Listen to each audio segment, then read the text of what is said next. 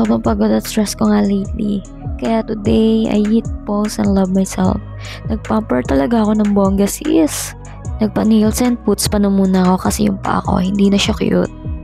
Anyway, pagpasok pa lang namin ng spa, they offered tea and water na agad. Very accommodating and calm din ng staff kahit natagalan ako sa pagpili ng service.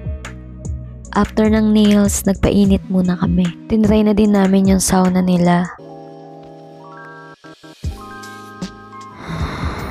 And this is the most relaxing part. Grabe.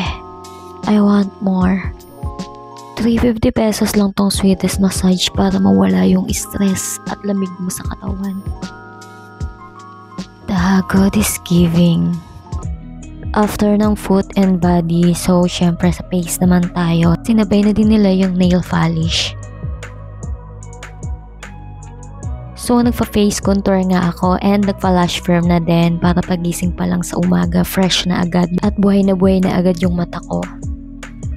Nagpa-hand reflex din ako dahil pati kamay ko pagod na din. At 8 PM na nga and this is the last Diode laser. Ayoko na mag-shave sis. Gusto ko na mawala yung mga hair sa kilikili ko permanently. And this will be the end of the video. I want to thank Nail and Toes for the satisfying service. Thank you!